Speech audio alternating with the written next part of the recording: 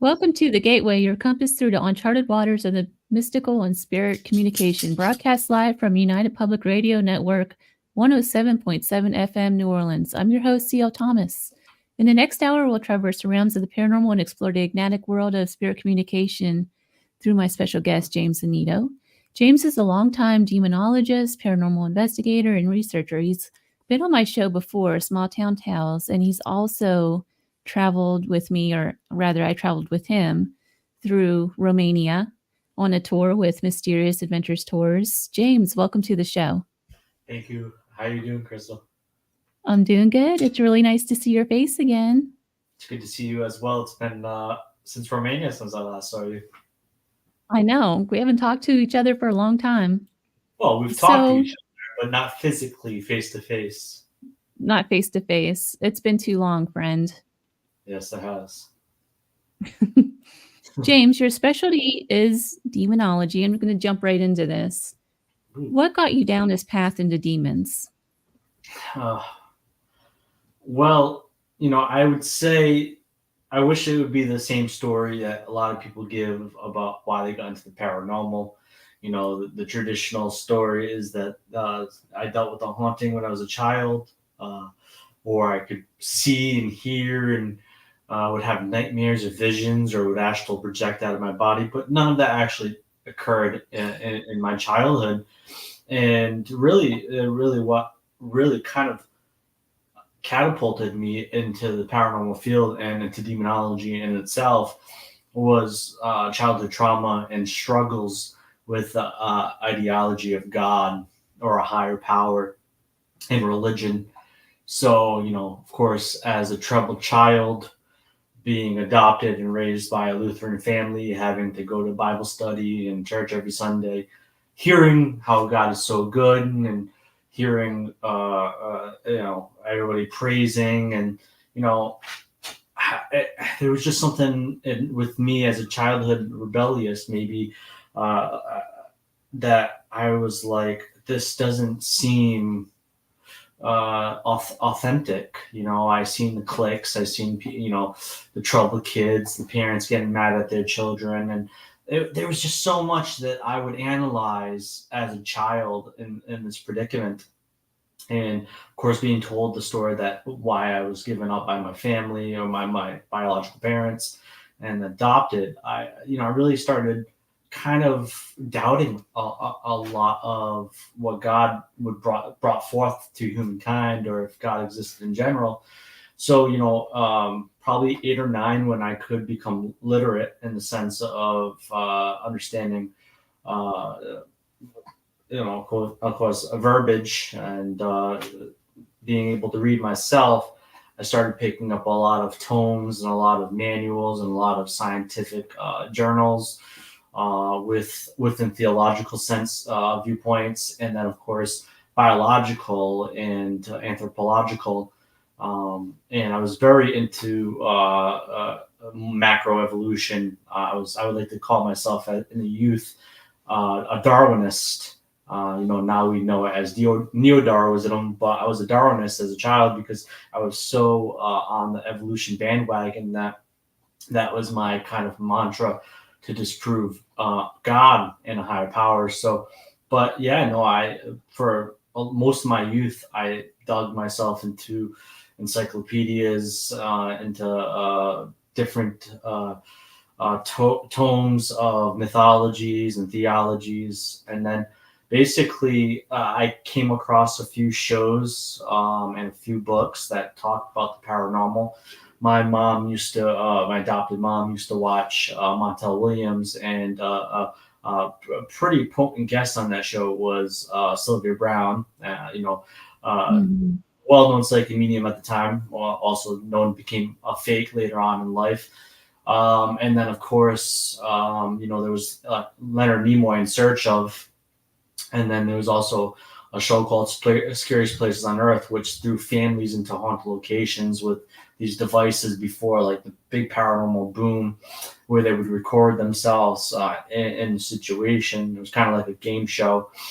So I was invested in that in my early childhood, and I was like, well, okay, well, now it's kind of like going down the rabbit hole like Alice did to receive the Wonderland. And I said, okay, well, ghosts are a fundamental possibility in the sense of like a phenomena. Maybe ghosts could be an outlet to help me understand a higher power. If ghosts exist, and then that would give kind of credence to a god or higher power. And then of course, I was big into ufology as well as a child, big into science fiction. Star Wars is my favorite movie. As you can tell, I have a few Star Wars posters behind me. So I started analyzing, okay, well, if things lived on beyond this universe or beyond this earth, and there are other Goldilocks zones, and life is permeating on those lands, what would life look like? And so it really started becoming so much a part of my life. And then when Ghost Hunters came out, that was really the kind of the trigger that really put me into actually getting involved in paranormal investigating or ghost hunting when I was 14, on the cusp of 15 years old, because then there was like a aha moment that, okay, well, I live in Rhode Island. There are people in Rhode Island that are plumbers by day. Of course, that was what the nuance was of it back Ghost then. hunters. But kind of really enabled me to get a bunch of buddies together and go legend tripping and go into places that maybe we shouldn't have gone. Definitely broke into a few places that were off limits. But our intent wasn't to do anything of the defacing of the location. It was just to get kind of our like interest and maybe be scared, or kind of, for me, it was fundamentally to get answers in some concept, but also to be spooked if could possibly be spooked. And so, yeah. So, of course, all that. And then, I became so invested into it, really what was the launching point that got me into demonology. And to end this tangent was that I was at 18 years old. I would say more 19, but basically 19 years old. I went into the military. I was a service member in the U.S. Army. I was no more than a year because I got medically discharged after my training, and which kind of sucked.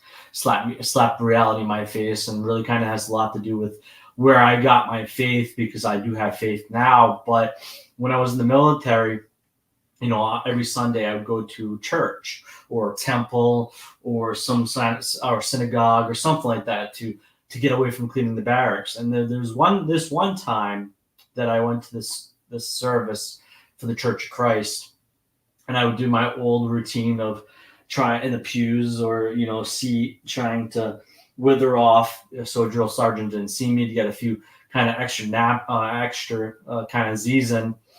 And I felt like this sudden jolt over my body, and all of a sudden, before I really could understand what was being said by the pastor, I had raised my hand.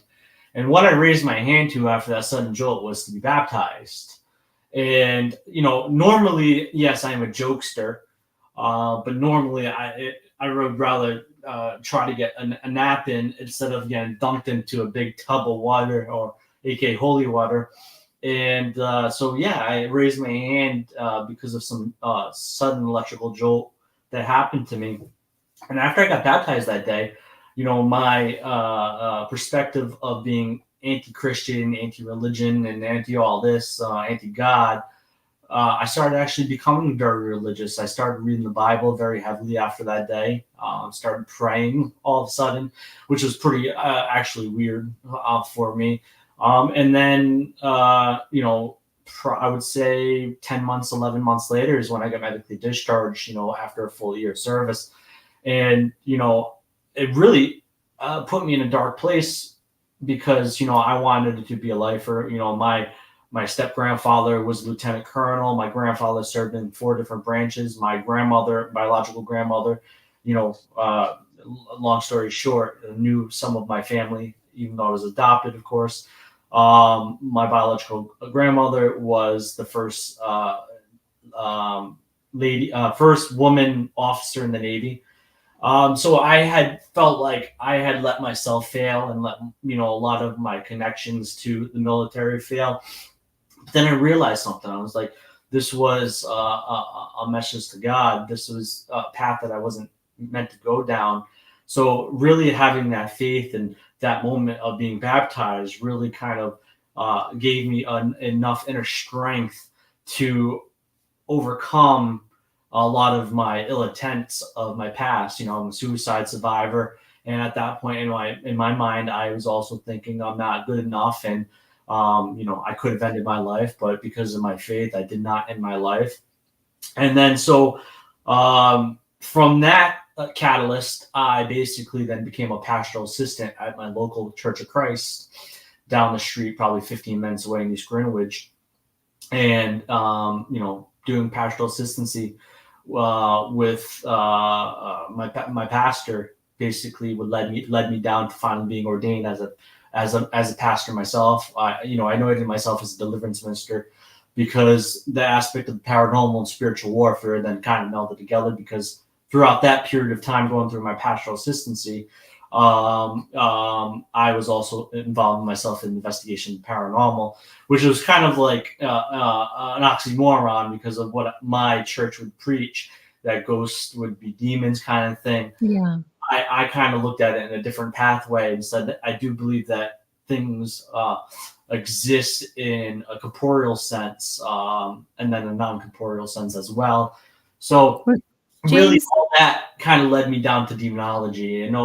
I could go longer and longer about my life and how it melded me into where I'm at right now, but that's the fast track. I'm 33 years old. That's 33 years of living that I could explain to you to why I'm where I am at now. so in the field of paranormal, we deal with so many different religions right now, mainly Wiccan.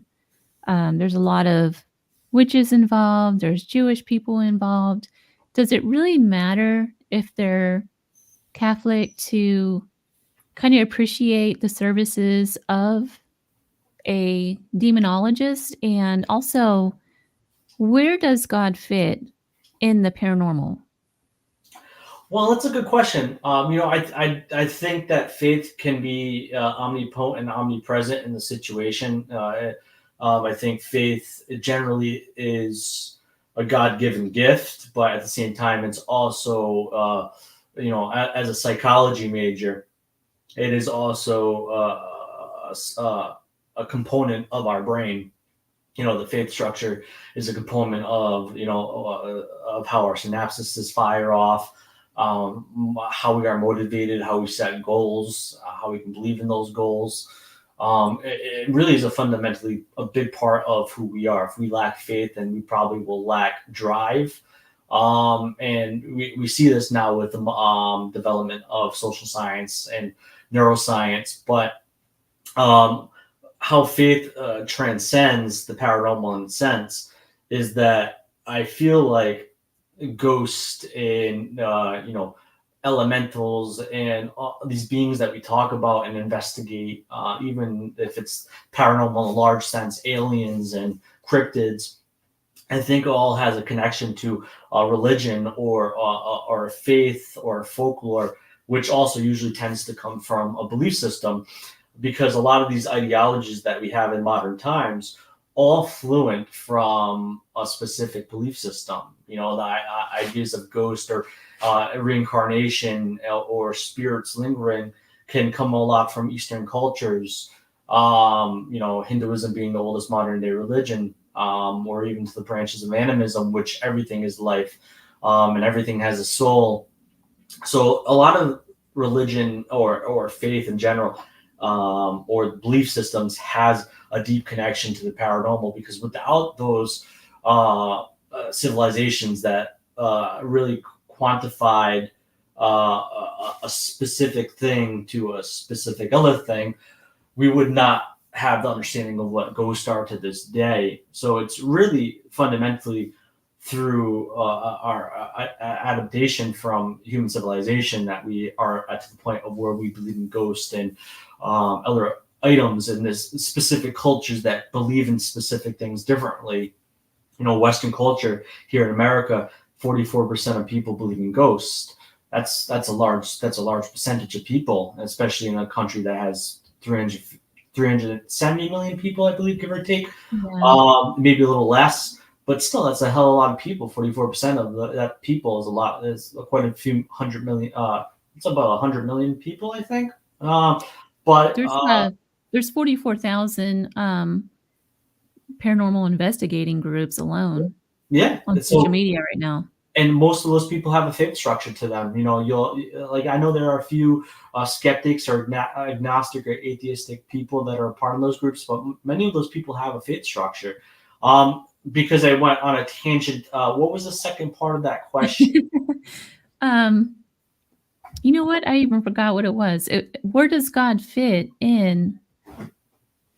Oh, I know what it was. Can these different faiths appreciate a demonologist who's coming primarily from a Catholic background? Well, yeah, I would say I'm not just from a Catholic background because, yes, I did, of course, convert to Catholicism and became a deacon with the United States Old Catholic Church, which I'm no longer a part of and no longer associated with the church at this point in time in my life. But, I started off as a Christian, but I also started off technically as atheist or agnostic, whatever terminology you would like to coin it as. But I think my form of demonology is Christian oriented, but it's very eclectic.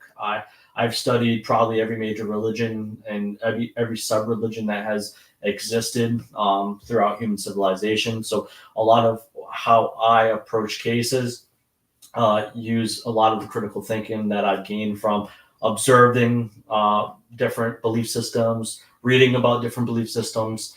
So, but there are also many different forms of demonology as well. There's rabbinical demonology, which is from the Judaic faith. There's Islamic demonology, where Muslim leaders would, of course, invoke the rite of exorcism or some form of it. Then there's also, of course, Hinduistic demonology in the sense because, Tibetan monks performed the rite of exorcism differently, but for many years before the Catholic rite ever came to fruition, by using a Ferber dagger, they would stab it, and they would absorb the energy into the dagger and then stab it in a bowl of rice so it disperses. My form of demonology is very eclectic, and yes, it is Christian oriented in my faith, how I believe in it, but I also don't detract away from other people's belief systems. I empower people to believe in something that is good for humankind. If it's not good for humankind and just good for yourself, then I really maybe not approachative or an agreeance to it. I'm friends with a lot of Satanists. Satanism is very misunderstood. They're very rebellious in nature, very prolific to the sense of believing in themselves, not really in a Satan like you would think they are in the Christian sense. I have a lot of friends that are Satanists and then really not bad people, but there are other religions out there that are centered on doing bad towards people, or at least not religions, but sects of religions. There's extremist Christians. The KKK is a Christian group. They're terrible people. But there are other forms of religions or faiths that have these extremist groups that go above and beyond the call of duty and do bad things. And I don't agree on that. Hey, James, we have a special guest that popped up in the comments. It's Maria with Mysterious Adventures Tours, and she says hello to you. Hey, Maria. Just wanted to point that out. I still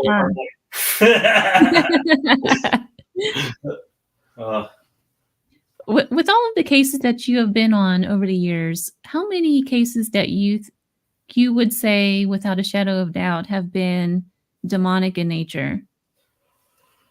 So quintessentially, I still linger on this number. I would say 5, and roughly give or take, here or there, depending on consultation, physically involved, I'm probably in the north of over 500 cases. So if you really equate 5 demonic cases to over 500 cases. That's basically 1% of my cases were ever considered or thought to be demonic. 3 of those cases, 100% were. 2, I'd have to. I'm not really unwavering, but I would say there's 2 more, so maybe 7. But 2 of those cases out of the 7 were highly debatable. Too early in my career to I didn't employ enough critical thinking or analyzing in it. I really just went off of like my gut feeling or thought, and yes, that could be good because it's a part of the tools I use. And James, that's a really good point, and I don't mean to interrupt you, but one of the questions I wanted to ask is that there's such a rise in demonologists right now in the paranormal field, and I feel like it takes a lifetime to be a true demonologist through study and things like that. What do you have to say about all these people popping up claiming to be demonologists, and what does it take to be a demonologist and to decipher between what is an actual demon and what isn't? I always joke that I went to some band camp and got a badge for being a demonologist, but out of the realm, that's not true. In reality, I coined myself with that term. I started off using the title studying demonologist, and then of course then got the respect of peers, where using the title wasn't like far-fetched because people actually respected me, respected my drive. Like I said, I'm ordained in 2 different Christian denominations. Also, as of August, I'll have my psychology major, my psychology degree. So I also have put a lot of time and effort into researching as much as I can, helping people as much as I can free of charge, of course. So, quintessentially, like, there is no true way to become a demonologist in the sense that, like a licensure or like making it a career, career field. But the problem is that I see with a lot of people that start naming themselves as a demonologist, they feel like it's some roller coaster ride, some form of attraction of entertainment for them.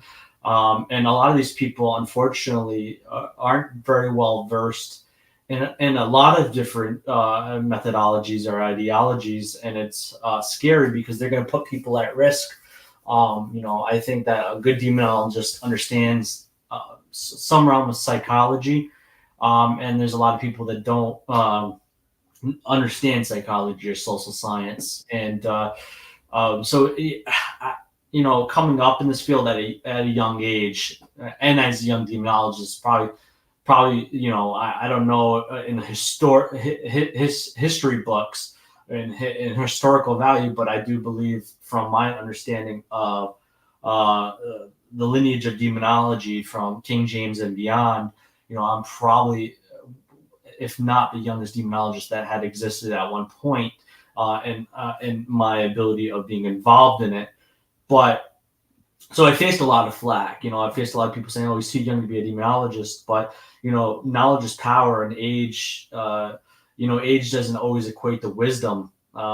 So, it's scared. Be wary of people call themselves demonologists. I came from a lineage of people that were trained from Ed Warren, and worked with a lot of people that came from Ed Warren. I also worked with a lot of people that came from the churches, from different faith structures that deal with the form of spiritual warfare, and worked with them, learned from them. So it's like I put a lot of time and effort into it. Still put a lot of time and effort into it, learning every day, kind of thing. But yeah, no, I would have to say be wary of people that call themselves that.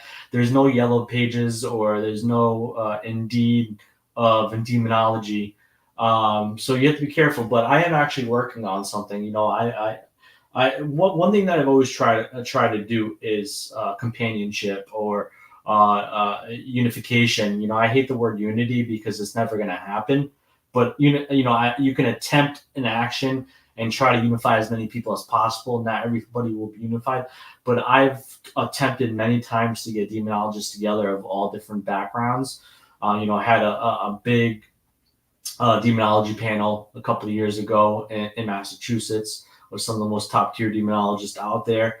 I'm working on, it's going to start in the new year, but, right now I have Leon Wilkes, myself, Shane McGillis, and possibly Keith Johnson working on this kind of brotherhood where we actually are going to push for an angle of actually somehow making demonology a true identification through either licensing boards, or something. If you go to Salem or you go to some places, to be a tarot card reader or a Yeah, palmer, you have to have a license. you have to get a license, right? So That's even true here in Las Vegas. I just found this out. yeah, You have to have a a lot of license. places do, especially if there's monetary gain to it. Mhm. But with what I do is no monetary gain, but I still want to push for, if you're promoting yourself as a demonologist, to get this licensure or to get a background check, a proven background check, a proven psychological evaluation, because I feel like that is a necessity, because when you're going into people's houses and saying the D word, you're putting people at a very big risk because it's a Yeah. psychological ramification. Because a lot of people, especially in Western culture, that believe in demons, I believe it's like a crazy high number about how many people believe in angels compared to ghosts. I think it's like 10% more, maybe like 55% of people believe in angels. But my numbers might be a little off, but I'm in the ballpark there. And what is it called? So, if you go into somebody's house and say you're dealing with a demon, they're already going to start analyzing what did I do wrong, what happened, and they're going to start have self doubt and start defeating themselves.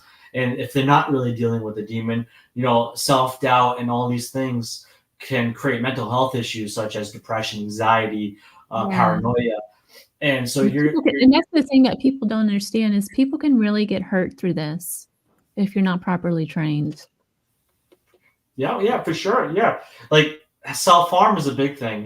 People like will take it out on themselves because they feel like they are the problem and that they already have mental health issues, which, where we are at in this time of age, we are seeing the most spikes in mental health issues that we've ever seen in human civilization. So where we are at now with the human mind, we have to be wary with what we're saying to people. Like it's maddening. Even ghosts, even spirits.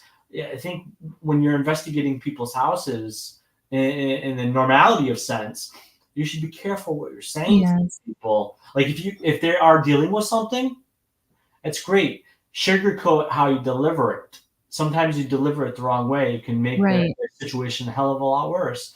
And these are issues that I see, issues I have to clean up. And unfortunately, a lot of clients don't want to hear it either. You tell them something, then I've Yeah. had a lot of clients the past couple months that I tell them that, okay, well, you think you're dealing with a demon. Well, I need you to go see a psychologist, a psychiatrist. And then they stop talking to me because they think they're crazy. But it's, if you want help, if you go to a doctor and the doctor says, well, you're dealing with arthritis, you can take injections or you can do this. You could either listen to them or not listen to them, go get a second opinion. The second doctor says the same thing. The third doctor says the same thing.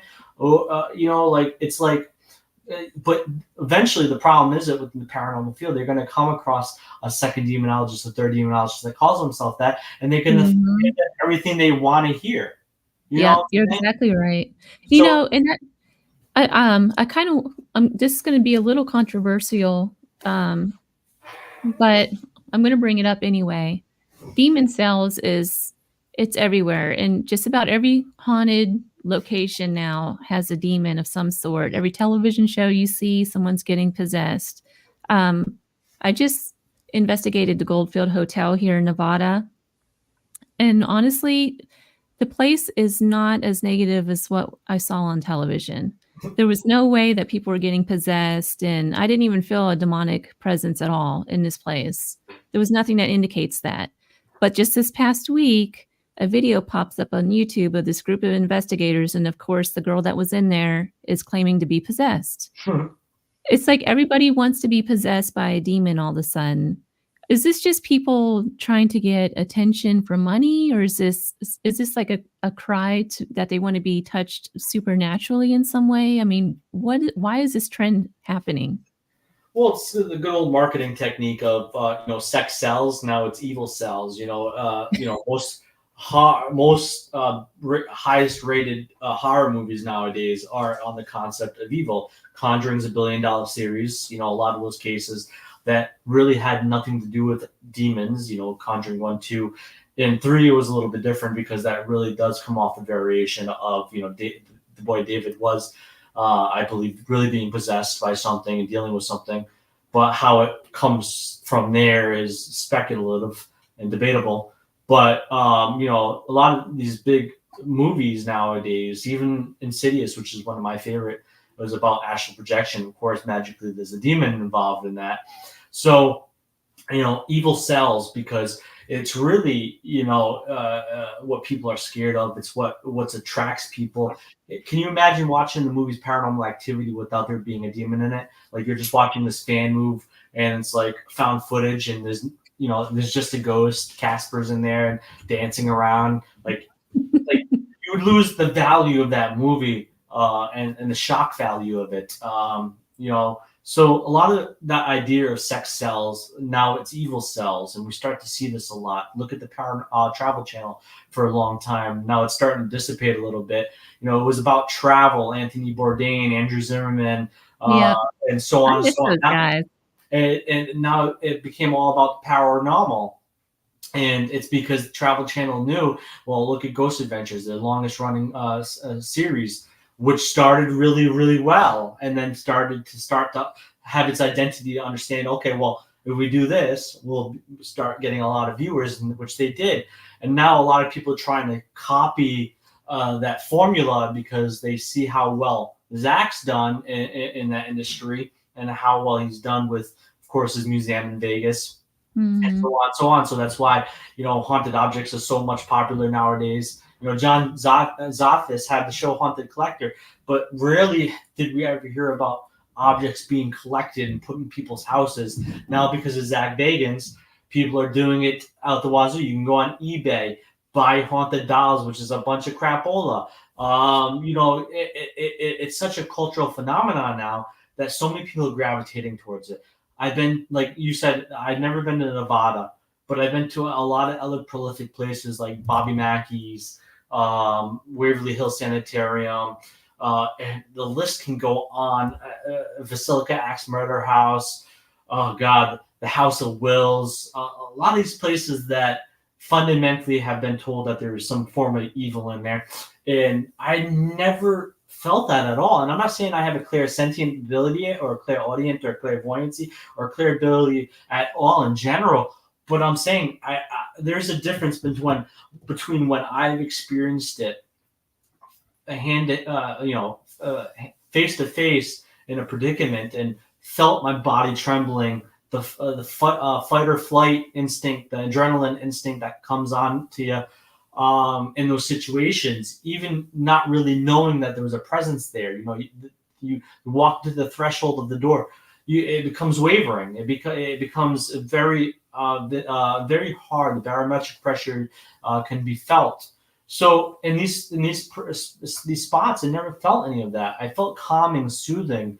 And then also, too, what really boggles my mind is, too, what people don't understand about demons. Yes, in some form, if you have a collective amount of people and do some black art and do some binding ritual to a location and tether this demonic spirit to this location, most of the time a demonic entity doesn't fester in one spot for long periods of times, because when they find their target, now they're with their target. And that's really how I start to analyze cases. If the client tells me when they leave their house they're fine, then I really start to kind of understand that it's something with the house. If it follows them, then it's maybe an attachment or could be truly demonic. Depends on the characteristics that they're experiencing and the physicalities and the iconography attacks as well. But a lot of these places don't have a demonic activity, and once again, it's like sex cells, but evil cells that it's going to attract people because people are fascinated by less the good, more the evil.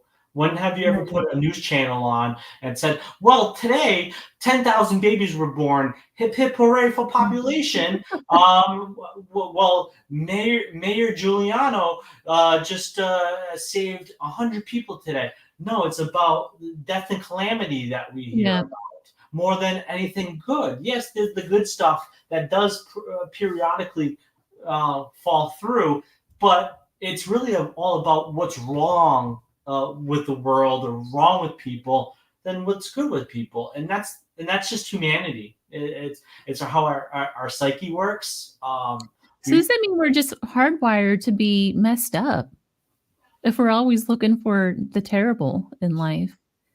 I have a question. There's a question from the audience that says, James, what about people that hang an exorcist sign up on their door? Is there an immeasurable risk that comes with this for victims that may think they are possessed? Yeah, no, it's like calling yourself a demonologist and have no clue. But I think calling yourself an exorcist without any proper training or even without any proper ordination is highly dangerous because, I always tell people I'm a demonologist, not an exorcist, but an exorcist is a demonologist. Demonologist isn't an exorcist. Exorcists deal with a form of psychotherapy known as exorcism. And it in many ways, if the person that's not possessed, in relative way, an exorcism can be used as a form of psychotherapy, as a placebo effect, to make that person think that they actually have been rid of what external force they think they've been dealing with. Hippocrates is very well known for the father of medicine. He used to perform exorcisms early in his Greek days. To use it as a form of psychotherapy. Some exorcists do, but a lot of them don't nowadays because they understand the difference between mental health and a spiritual affliction. And a lot of even the Catholic Church will start to lean towards a mental health affliction than a spiritual affliction because we have, of course, now start to understand schizophrenia, bipolar, dissociative identity disorder. And we start to realize that a lot of things can really mimic what we thought to be demonic for a very long time in civilization. Like the European Inquisition, where millions of people, or up to a million people, died due to superstition, either being witches, werewolves, being possessed by demons, were killed, burnt at the torch, rocked, so on and so on. Because of witch hunters, and we thought that was a connection to evil, to Lucifer, Satan, or the devil. So we've come to really understand the human mind now. But yeah, to call yourself an exorcist without any proper training or any proper ordination is very dangerous because you're going to attract people that are either mentally ill or really dealing with something. And then when you're presented this and you're physically there trying to be some sort of, I'm going to call it a charlatan because at that point they are a charlatan. But when this person is trying to help these people, they're gonna fumble and they're gonna put people at danger. That person can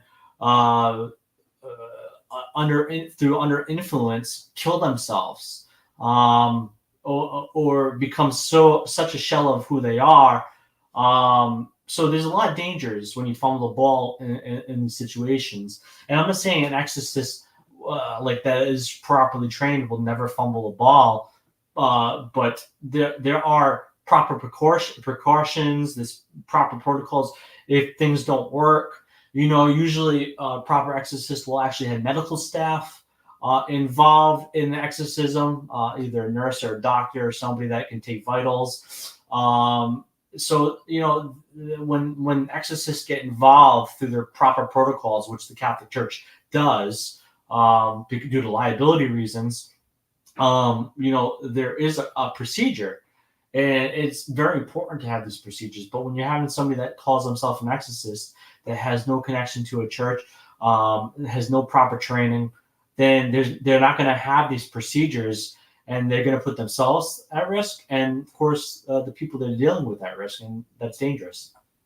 Can demonic activity and negative entities have some impact on the human mind? I know we talked about suicides already, but what do you think of murders, such as that famous case in Connecticut with Arnie Johnson, who says that the devil made him do it? Do you think there's any truth to that? Do you think he was like mentally ill? Are there any cases that exist that may have been influenced by demonic? Well, I don't. So I work with I did, great friend. We did have a podcast together, called True Evil. She's a leading criminologist. Her name is Laura Brand. She was the toolbox killer expert, and I've had the ability for quite a few times. She gets calls every day from San Quentin, which is the largest concentration of serial killers in the country. And she gets calls from them frequently on a daily basis, and I've sat on many calls with her when these people call, and I've asked this question a few times, and I've asked her this question a multitude of times. I do not believe when people are serial killers or murderers that they are necessarily conceived by some evil to do a task. And I'm not saying it possibly can't happen. When I was talking about David the Child and The Conjuring 3, that is actually the Arnie Johnson case. That's the Devil Made Me Do It case. That was the first time in the United States history or the judicial system where demonic possession was utilized in the defense of the U.S. court system. Wasn't the first time in the world, because the first time it was ever adjudicated towards was actually the Annalise McKell case, where she actually died during exorcisms, and the priests were tried, and of course they presented the argument that she was demonically possessed. So it wasn't the first time ever presented in a court system, but I don't know. I don't know of any true cases, and Arnie's a great friend of mine. I've broken bread with Arnie many times. I don't know. I all I can say is we did a episode. I don't know if it's still on YouTube, but if you look up True Evil, we actually interviewed him and Tony Spera about the case, and just listen to it and feel like what you feel off of his story. I'm in the middle ground because he's a friend of mine, and I really can't tell you what I really think of that case, because I don't want to ruin friendships, and I respect his perspective of it and what he went through. But just listen to that episode and see what you take into it as face value. But like the Son of Sam, I believe he actually said that he saw a demonic dog. That's not true. That it was all fabrication. So a lot of these people that feel like they have been presented by evil to do something, it's in reality not true. But throughout civilization, I think a lot of it was mental illness. A lot of it is mental illness. But I will say, though, and I will defend this, is that when people are dealing with demonic possession or oppression, or even dealing with demonic infestation, if somehow have this demonic entity that tethers to them or their family, or is creating mayhem in their life, they are likely that they have a traumatic history, and there is a sense of trauma there. And every case that I've ever had that deals with this topic, or even in form of attachment, has a level of trauma to their life, either if it's minute or very expansive. But so it's very interesting to see that trauma and mental health is a portion to why people deal with some of these things. So there is a commonality to it. But as far as murders, I really can't explicitly say that it's true or not, to be honest with you. To me, there's, beside the Arnie Johnson case, there's really no other case to really throw stones at, say it really happened. What about vices that people have, such as alcohol addiction and drug addiction, depression, things like that? Do those come into play at all? Yeah, well, I think that if you are being oppressed by a demonic entity, if you never drank in your life, you could start drinking heavily. You could start abusing drugs. You could start being depressed. And I think that really a lot of this festers off of what this entity might be telling you to do, or what your body or your mind uh, is reactive to through what you are going through in this affliction. Because one of the things when a demonic entity does enter you or does enter the premise and does start oppressing or infesting a location, its intent is to lower your morale, decimate your faith, so then it has a point of intrusion, and a way of access into that person that is the target. So yeah, it will utilize your weaknesses, vices, to counteract any positivities you have in your life. It will decimate any relationships with friends, family, so you don't have any social support. So yeah, a lot of those things are proactive in what a demonic entity can do in those kind of hauntings. If there is a listener out there who thinks they are being tormented by demonic activity, what is your advice for them?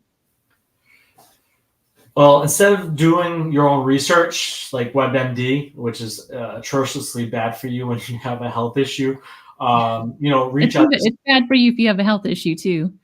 yeah, reach out. Yeah, it is. But reach out to somebody like myself. You can contact me.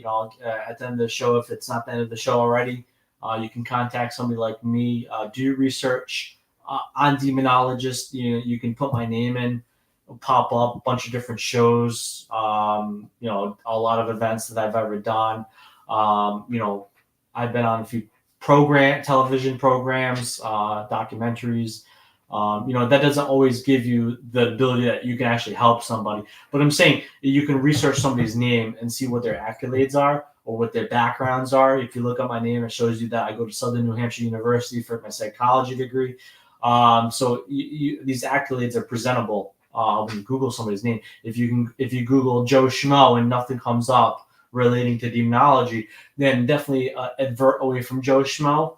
And especially if they don't give references, but reach out to somebody like me. If you're watching the show, if you need help, 401-808-7416, call me. If you abuse me, I'll abuse you, but call me, email me, JAYANNITTO@yahoo.com, or you go to my website if it's easier for you. And if you can't understand that, jamesannitto.com. Crystal can post it if she like. But yeah, It's definitely posted. one of It'll be those posted. one of those means, get in touch with me. You might not like what I have to tell you if you feel like it's one thing, but all I can say is listen to me. And I am a specialist in this for a reason, and a lot of people respect me for a reason when it comes to this topic. So sometimes you got to swallow a large pill to get to where you need to. But I feel like throughout my time, I've done something different. I try to find out a cause and effect. I don't just try to nullify it. I find out the cause and effect so that I can help these people live a better life for the rest of their life without just it being a few months or a few weeks. And it's very important, to dig as deep as you can to find why this is at the surface. Gotcha. James, we are just about at the end of the hour already. Can you believe it? Well, I definitely can believe it because I like to just talk. So, but Words of a lecture. some deep questions though, really good questions, and like I tell most people, it's like when you're in love with something, the producer talking about Elon Musk before we went live, Yeah.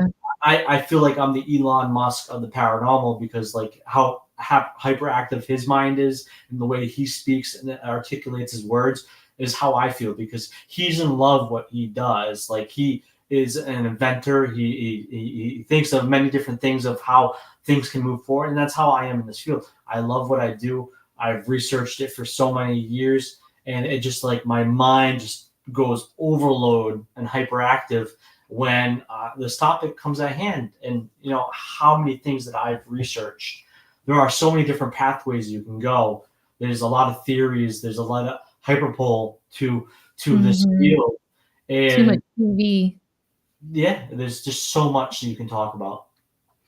One of the things I do want to ask you before we go, we went on this trip together last year, Romania. It was a very dark trip that we went on, tracing the footsteps of Vlad the Impaler through Transylvania.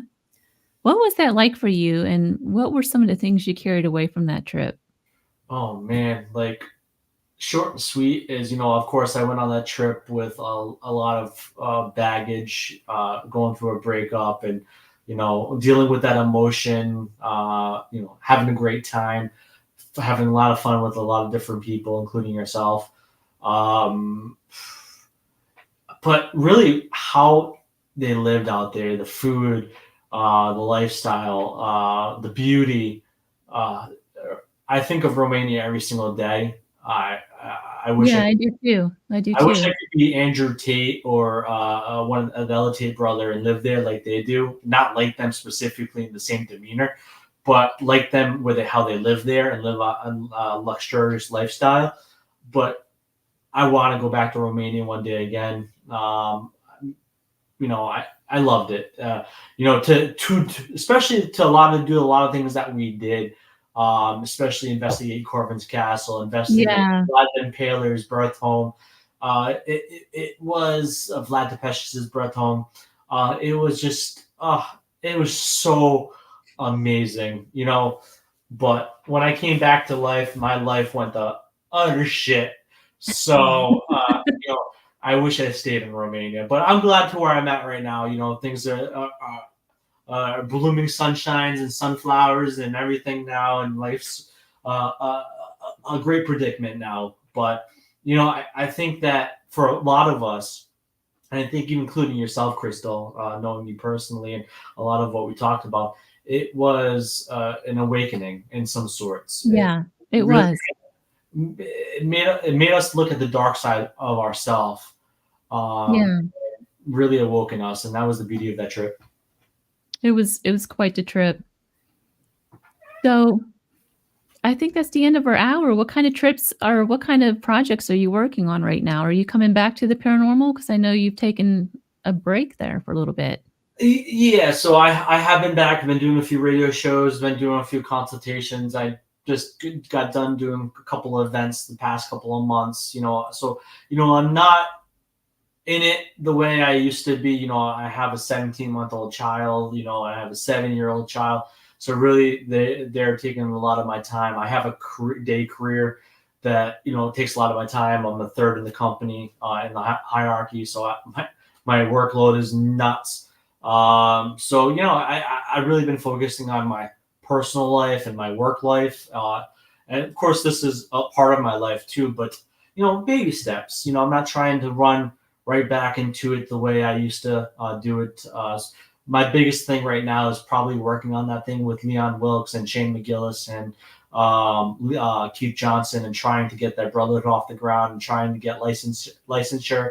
It's a long road. I'm not saying within next year, but within the next couple of years, we'll have a little bit more of a distinct idea of where that's going to go. But yeah, that's probably be my big bread and butter from now on, because I really feel like that it really needs to change, and just keep growing myself, keep learning about life every single day, learning something new. But yeah, that's my biggest thing. And I know Maria said Romania is waiting you. Well, let me finish paying this trip off first, and then we'll talk about maybe doing another Romania trip. But I would extremely love to do so, and hopefully that does happen and comes to fruition. Well, thank you so much, James, for being on the show. Thank you for having me. I love it. Very inquisitive as always, Crystal. And I'd love to be back on again for part 2 in the future. Absolutely. I'll definitely have you back. Perfect. You've been listening to The Gateway. My guest, James Annitto. You can find him at www.jamesannitto.com. You've been listening to C.L. Thomas. We are United Public Radio Network 107.7 New Orleans. I have some great guests coming up next week. Psychic medium Scott Allen to discuss spirit communication, so stay tuned. Until next time.